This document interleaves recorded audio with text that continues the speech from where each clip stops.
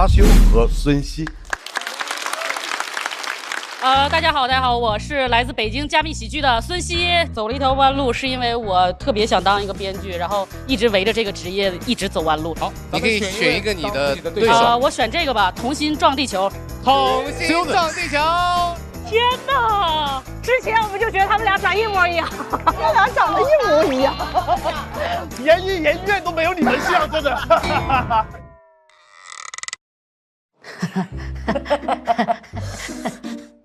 其实有一点点尴尬了，就是并不希望遇到。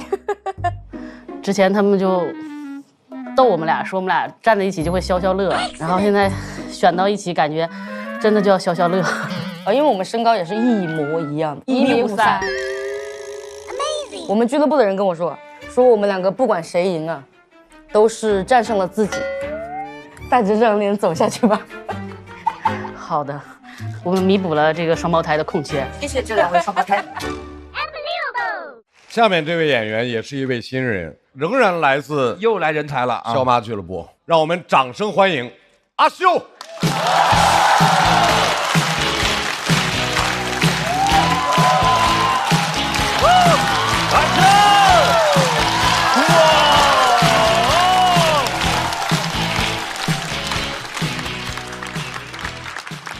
嗨，大家好，嗨，哈哈，哎呀，大家好，我自我介绍一下啊，我叫阿修，然后我是一个女演员。说实话，我之前没有想过要介绍的，是我碰到一次观众在长沙，他很热情，看到我就是长沙话，他跟我说：“喂，伢子，这是长沙话嘛？如果要准确的翻译成普通话，它应该叫嘿。”男孩，你还可以，声音也很有特色呀，像女孩。我尬住了，我说我就是女孩。他说哦，啊，一直都是吗？什么鬼？在俱乐部也是一样的。前阵子我们搞38妇女节，说的很好听哦。说我们给所有女演员都买了东西，哼，让我去搬东西。你们真的不能理解我在俱乐部是一个什么身份。我经常碰到的事情啊，是男生过来问我女生为什么这么想，女生过来问我男生为什么这么做，我夹在中间，感觉自己像个 translator。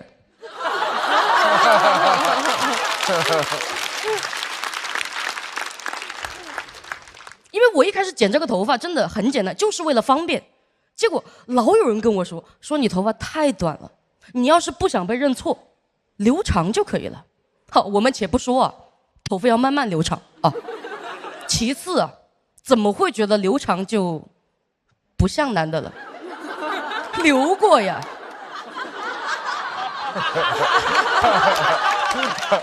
我这个头发稍微长一点，我只会更像王建国。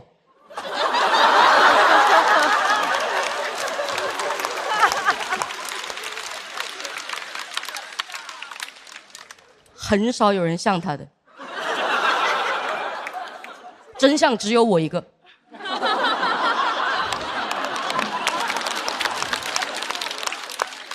哎，其实没有那么像，没有那么像，但我就是喜欢讲，纯蹭。我是这么想的，别人说你像男的可以，但不能白像。想吃一点男性红利，想吃，经常这么想。我上次去理发，我一搜理发团购券，就看见男士洗剪吹19.9块，女士洗剪吹39.9块，凭什么呢？你算一下，你买2张男士也还比女士便宜1毛钱，什么意思？2y 加0.1等于 x。求 x 该怎么办？蹭。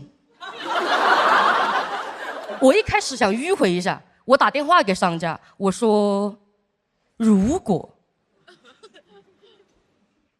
一个男的头发又长又厚，理发多少钱？他说19.9。我说那这样，那如果一个男的戴假发多少钱？他说19.9。我没话讲了。他说我们这边男士就是统一价格，您还有什么问题吗？我图穷匕见。我说那如果一个女的，她就像男的，还能搬东西。他说不收学徒，不好意思。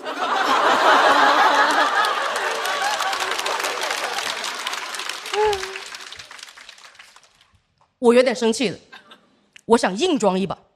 我的计划是这样啊，走这家店，如果别人说您好美女，直接走，认出来了。得是那种一走过去，他说您好，您好，才可以。然后进去之后啊，不说话，问我什么我不说话。结账的时候掏出2维码，因为是我最低沉的声音了，这是我的计划。然后我走到家店，他说您好，请进。我就坐下来，然后他说想做什么发型啊，美女。你早这么说我都不会进来，但人一急啊，真不会说话。我说你怎么不早说我美啊？他沉默了，我付了原价。当时我才意识到，我还是有一些不可忽视的女性特征，脸皮薄。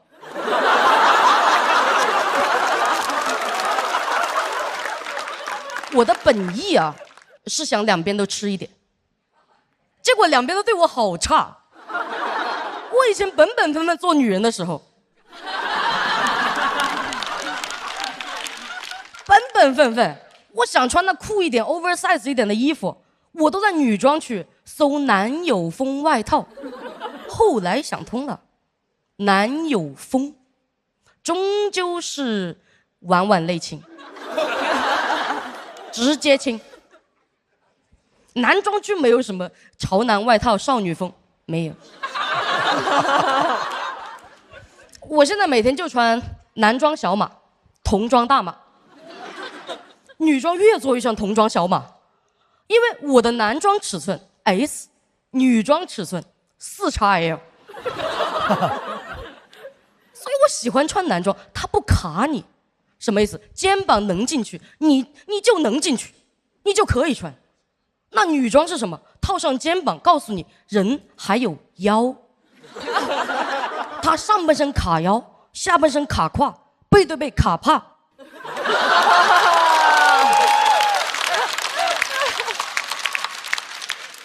尤其是网购，它不仅卡，它货不对版。我每次一买回来就发现被模特照骗了。模特慵懒，我紧身；模特高级，我乡村。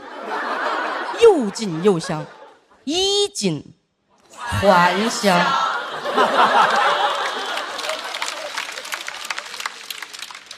多妙啊！王建国写不出来，你得真吃过女装的苦。我后面退货退出经验来了，真的，朋友们，买之前啊，仔细看模特照，模特遮哪里，哪里就有问题。真的，如果一个模特照啊，它长这个样子，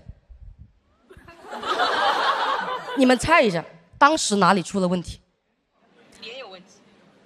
腋下，它开线夹起来了，一打开就露馅了，你知道。那么反之啊，如果一个模特照啊360度展示，那模特就这么站着，你们觉得哪里有问题？你有背后尺码，它一定很贵。我的问题。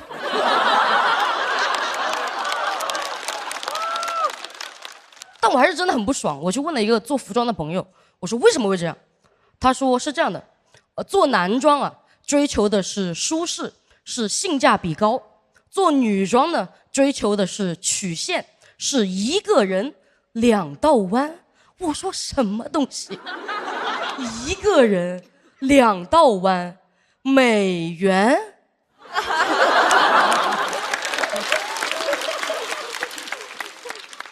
大大家服美役，你赚美元，真的，我好生气，我爆生气。咱们真的不能管这种店家吗？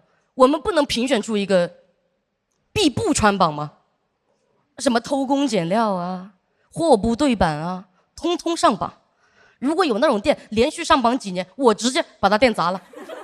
我不信这个衣服这么难做，我把店砸了，进去踩缝纫机，我给大家做衣服。讲到这儿，感谢大家，感谢。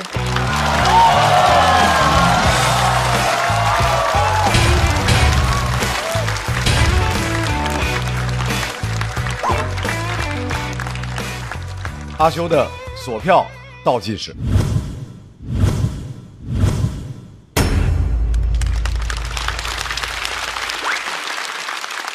阿修说脱口秀说了有多久？将近三年多。这个段子在线下的反应是不是也非常好？长沙观众比较给面子，在长沙还行。就是我记得我之前好像看过一个，就是类似于说你要买一个东西，但是你用不同的话术去描述它，你搜索出来的价格好像是不一样的。怎么讲？比如说我要买一个瑜伽垫，但如果你搜工业店，它就非常非常之便宜。对，就你搜化妆箱和什么工业什么工具箱之类的这种，就它是完全不一样的。所以女性用品有很多溢价是吗？啊，粉红税。对，所以我特别喜欢这一篇，就是你不觉得他用一个女性的角度讲了我们很多女性会面临的很多困境，但是我们已经被洗脑的已经觉得习以为常了。我认为我好像付这个价格，它就是理所应当。我从来没有想过还有别的方法。这个是一个完整的段子吗？缩减了蛮多的，缩减了。觉得结尾的时候稍微有点对，有点戛然而止啊。对，有一点点。所以我其实就是因为这个，我全程听的都特别开心，而且他这个角度是很罕见的。对，人家说你喜欢为什么不拍？其实我就感觉你们有可能有这样一个情况，就是说巡演的时候或线下演的时候，一个20分钟的段子。而且打磨得非常好，然后到这个节目里来，因为不给这么长篇幅，调整成10分钟左右的时候，收尾收在一个戛然而止的地方，但是你可能自己并不感觉。我的问题？不是，是我们俩共同的问题。对，我的问题大一些。我们的羁绊是吗？这是。真的是一场非常好的演出，再次谢谢阿修。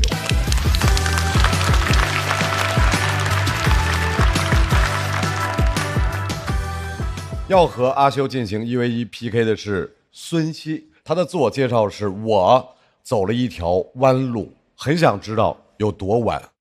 来，掌声欢迎孙熙。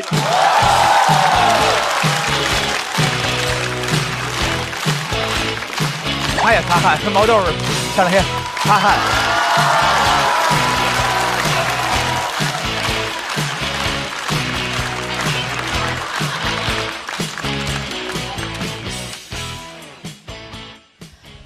大家好，我叫孙熙啊，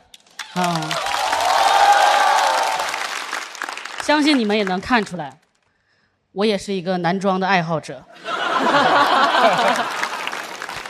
自我介绍一下，我之前是学法律专业的，然后爸妈一直想把我培养成一个律师，但我这个人呢，从小就很文艺，梦想是当编剧，为此就和爸妈争吵过好多年。后来我终于下定决心辞职，去了北京，找了一家影视公司，做了一个法务。我爸妈听完都懵了，这孩子叛逆归叛逆，还挺有分寸感的啊。我知道直接转行业其实挺难的，所以我想通过这份工作认识一些编剧大佬，然后假装在不经意间向他们泄露我的才华。计划真的挺美好的，但真的工作以后才发现啊，一个人真的很难在改合同的时候泄露编剧才华。我总不能改着合同，突然就加进去一个凄美的爱情故事，结尾再补上一句本合同纯属虚构吧。然后这个时候经理就冲过来问我说：“你怎么不按照合同模板写？”我说：“大家早就看腻那些套路了，是时候开创一些新的类型，突破民法典对我们的束缚。”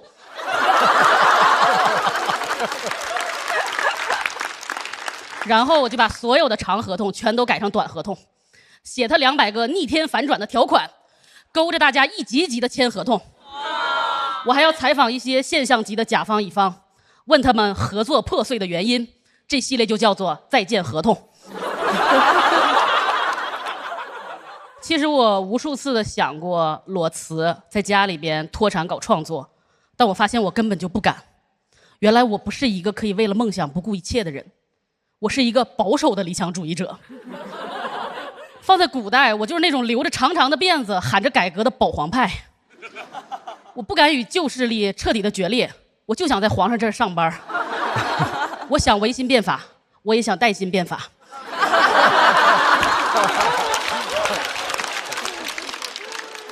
有一本世界名著叫《月亮与六便士》，也激励不到我。就那本书用月亮代指人间的理想，用六便士比喻物质生活。在男主人公看来，遍地都是六便士，他只看到月亮。但是在我眼里，这六便士我今天要是不捡，别人可就捡走了呀。所以我就只能安慰我自己，白天捡六便士，晚上看月亮。可是我真的工作以后才发现，我是白天捡3便士，晚上捡3便士。我捡的是996便士。而且你知道吗？6便士在北京很容易就花完了，所以我的生活真的就很窘迫。我没有时间看月亮，但我经常能感受到月光。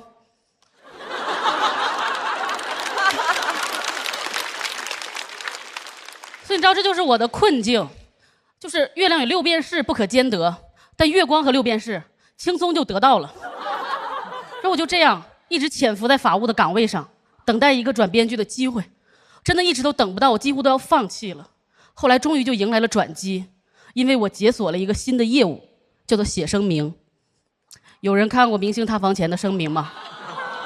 就是那种关于我司艺人私生活混乱、偷税漏税的传言、军系谣言，我司保留一切追索的权利，就那个东西很多都是我们写的。如果纯看点击率的话呢，我们也算半个网红作家了。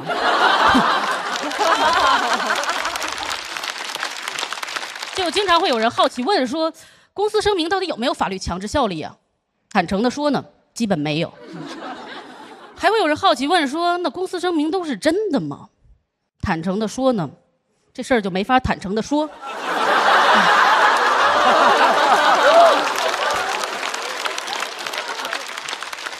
公司声明当然是有真有假了，但是人呢，只要看过假的声明，就很难再相信真的了。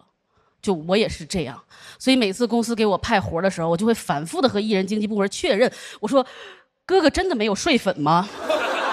没有。真的没有偷税漏税吗？没有。真的没有狗仔拍到证据吗？没有。应该没有吧。哎，暂时没有。我觉得大家就是过度的关注这种台前艺人的光鲜，忽视掉他背后工作人员的辛酸。其实每一次哥哥撒谎的背后，都会有写声明的人为他付出道德上的代价。之前就有一个艺人塌房了，然后他塌房前的最后一个声明就写的漏洞百出，就是不仅有很多错别字，连标点符号都是错的。然后那个时候网上就有人说那个律师不专业，但其实不可能的，因为那种级别请的律师他不会不专业的。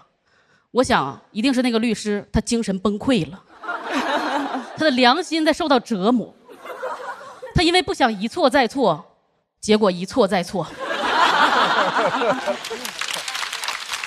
就他把那个逗号写在句号的后边，一定是想告诉大家这句话挺逗的。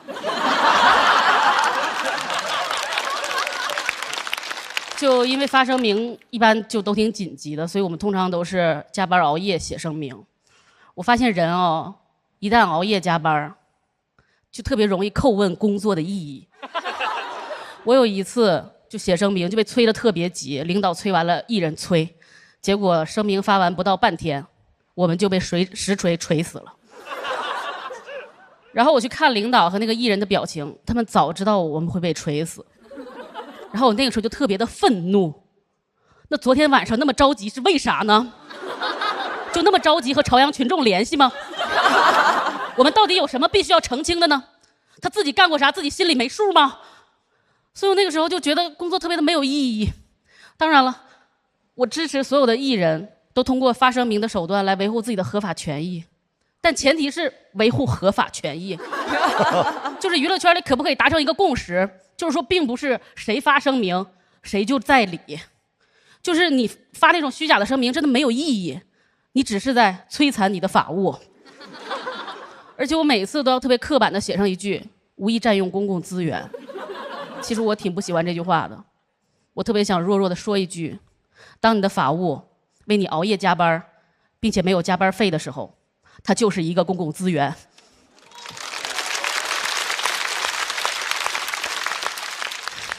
所以现在出于我自己的职业原因，我只佩服2种艺人，一种就是那种以身作则、遵纪守法的艺人，另外一种艺人就是那种塌了房以后绝不发声明，但也绝不沉默，就自己一个人在微博上一通乱喷，怼天怼地，丑态百出，然后道歉，最后退圈的那种艺人。别人眼里他是个疯子，在我眼里他是条汉子。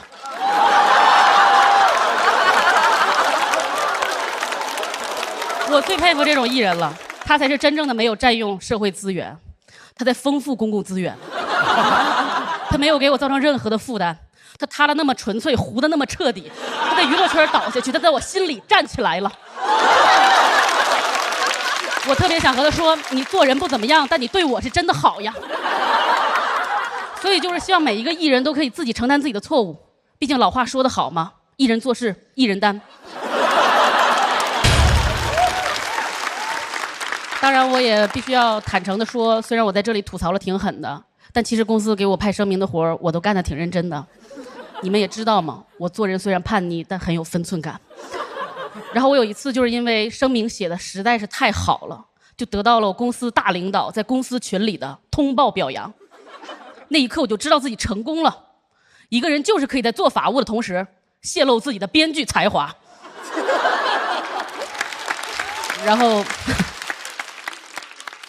然后经过各种努力，我真的得到了一个转去编剧部的机会。就在等这个转岗手续的时候，我们公司精心筹备的电影就上映了。那个电影项目我一直想参加，但他们不让。上映以后，豆瓣评分2.9，网上都骂惨了，甚至有一个特别高赞的评论说应该枪毙那个编剧。你知道，当我看完这句话之后，我这么多年的委屈和不甘通通释怀了。滤镜都碎了，然后就找到领导，我说要不我还是回去做法务吧。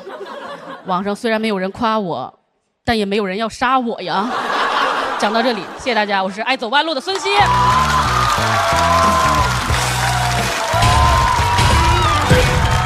来，各位，抓紧最后的时间，倒计时。再次掌声送给孙熙。孙熙，你现在在做什么工作？其实我去年还在找法务的工作，然后后来有一个神奇的俱乐部融到了一笔钱，然后他的老板说你要不过来跟我搞脱口秀吧，然后我就又跟他搞脱口秀了。所以孙熙，你加起来说脱口秀有多长时间？就是完全加起来大概是1年多一点点吧。厉害厉害厉害厉害就是厉害厉害！他写稿的那个中间，比如说同样一个词哈，然后再重复一遍，意味深长，完全又是另外一个意思。这是我觉得，哎，这回是第一次听见这种方式，是吧？这么出梗的，其实特别棒。他有很多的愤怒，但是呢，他是通过脱口秀的方式，然后我就感觉他是一个小飞刀，就这样砸向我们。但是我听的是非常开心，然后我觉得它里面的内容其实也是挺犀利的，我挺喜欢。谢谢老师们。从文艺创作角度，有内心纠结的东西更容易出东西。对啊，那我特别纠结啊。对对对，所以我们一直听的是你的那个为了生存找了一个工作，这个工作实际上你事先也分辨不了他们要你写的是真的还是假的。你经历这个，但是跟这个叫什么生存和道德这个困境吧。对。因为你讲的好，我们是很快乐的，但同时也挺难过的，所以我就觉得这是作品什么都有了，就是特殊的角度，然后大家不太熟悉的那个行业内幕，以及那种内涵什么都有，所以非常非常优秀，很好。但是我觉得他这个本身说自个儿走弯路，就是恰恰是这些弯路才让你后边有了这些是吧？可以写的这些素材。对。我老板也是这么鼓励我的，他说：“你看看你四处奔波，然后一件事都没成，然后你现在再跑去干别的也不行，但是你这些经历都帮助你喜剧创作。”对，他说我已经被喜剧包围了，他当时这句话挺感动我的。就是怎么都是一段时光，是吧？我本来其实对我段子还略有信心。但是我又意识到，其实他可能很纠结，好像没有给到大家力量。然后我刚才在听小齐老师讲这个学历高的人多纠结的时候，我突然觉得自己被点到了。然后我也觉得以后应该像他这样，就是敢想敢干，当皇帝啊！多好，我们这舞台多好！脱口秀演员们在演出的过程当中都会互相激励，这是多好的舞台！来，再次把阿修请到台中。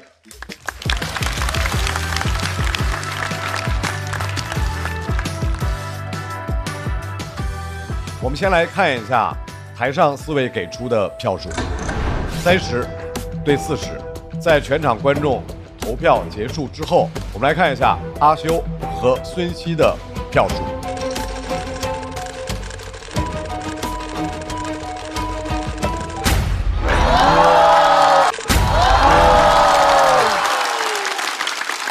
孙熙226票，成功的进入到晋级区。阿修206票，需要在待定区稍作等待。把掌声送给2位。